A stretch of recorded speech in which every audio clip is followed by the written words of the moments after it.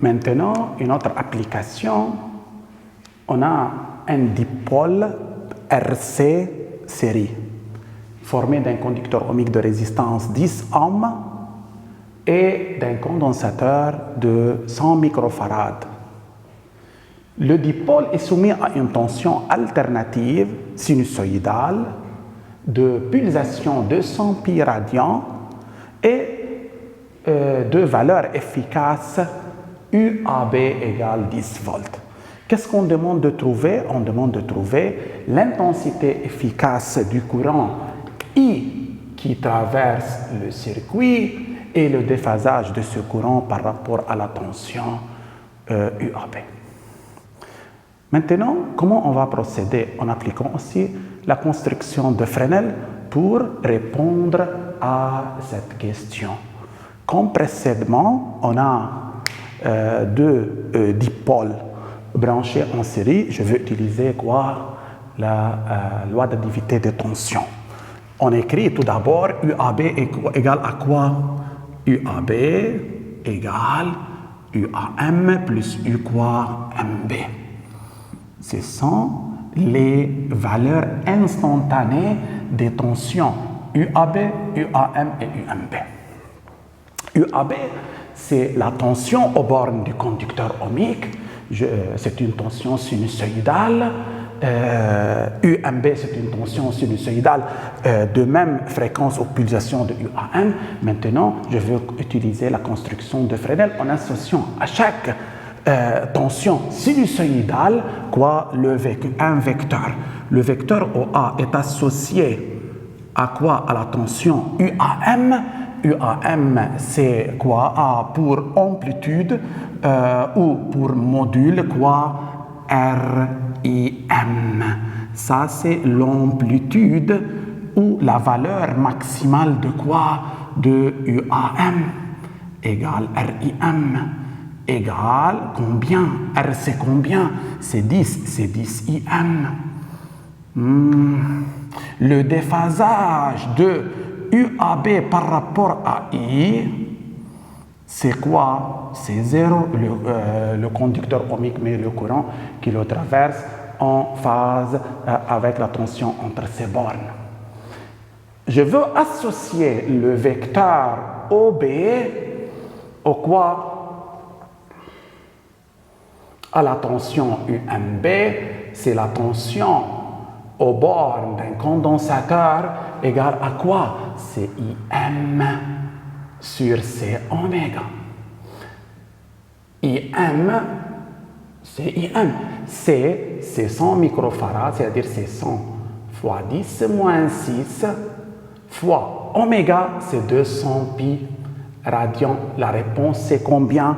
La réponse, c'est pratiquement quoi? 16 IM. Tout le monde d'accord?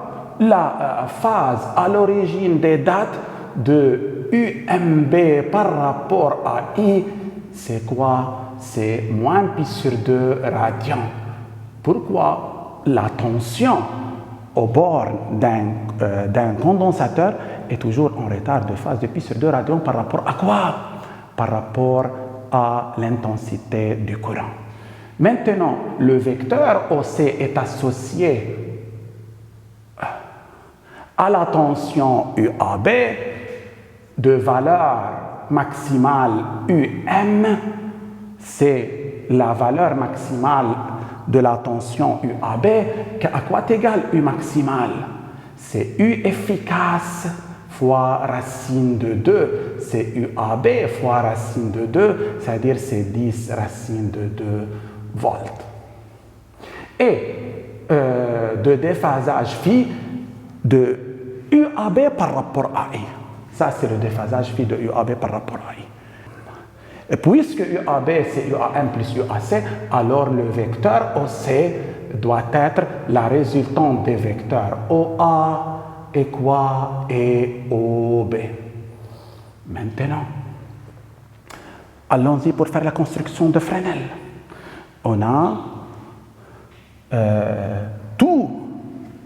tous les vecteurs associés à ces tensions ont des angles à l'origine des dates par rapport à I. Donc, l'axe de courant est l'axe de référence. Et c'est évident, puisqu'en série, le courant est le même courant traverse le conducteur ohmique et la capacité. Je commence par le vecteur OA, faisant un angle 0 avec l'axe du courant. C'est-à-dire OA, c'est comme ça. Et pour module 10 IM, ça c'est OA, son module c'est 10 IM. OB, c'est quoi?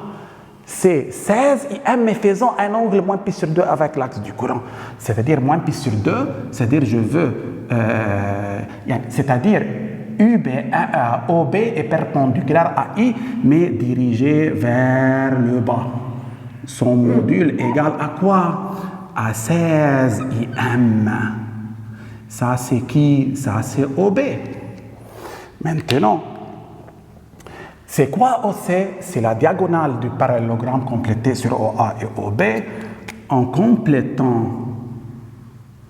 le parallélogramme, ça c'est quoi? C, ça c'est OC.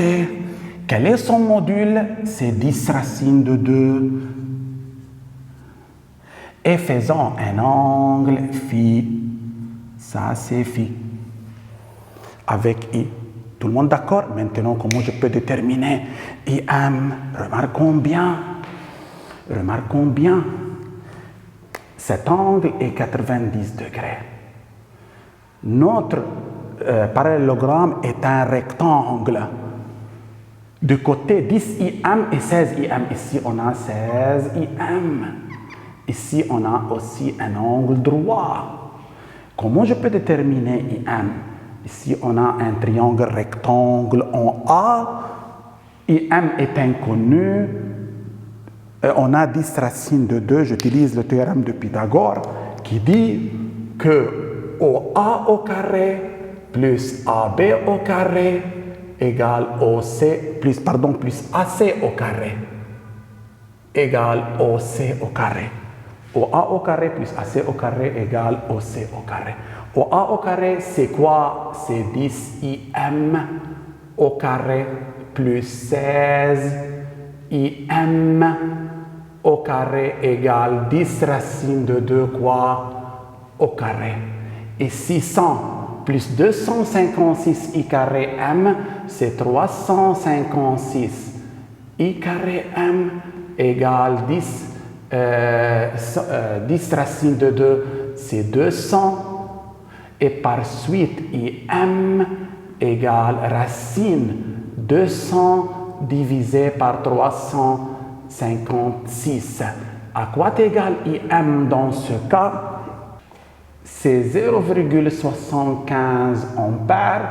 Et par suite, connaissant IM, je peux déterminer la valeur efficace. C'est IM sur racine de 2, c'est-à-dire c'est 0,75 sur racine de 2, c'est combien? C'est 0,53 ampères. Ça, c'est quoi? La valeur efficace. Maintenant, phi. Comment je peux déterminer phi? Remarquons bien, phi a une valeur négative car OC est dirigé dans le sens contraire du sens positif de rotation. Maintenant, je peux utiliser tangente phi, mais phi, je veux le mettre en valeur absolue égale combien? Égale le côté opposé, c'est-à-dire AC, divisé par le côté adjacent, c'est OA, c'est-à-dire c'est 16 IM sur 10 IM. Qu'est-ce que j'obtiens? J'obtiens 1,6, on peut simplifier par IM. Et par suite, la valeur de phi, c'est 1 radian, à peu près 1 radian. Donc, phi égale quoi? Moins 1 radian. Mais c'est quoi? C'est le déphasage de qui par rapport à qui? C'est le déphasage de c'est l'angle que forme OC avec I, c'est-à-dire ce déphasage de UAB, car OC représente UAB dans la construction de Fresnel, c'est le déphasage de UAB par rapport à quoi? Par rapport à I. Mais qu'est-ce qu'on demande? On demande le déphasage de I par rapport à UAB. Il est nettement que I est en avance de phase sur OC qui est le représentant de UAB. Qu'est-ce qu'on écrit ici? Phi de I par rapport à UAB égale combien? Plus 1 quoi? Radian. Tout le monde d'accord? Tout le monde d'accord?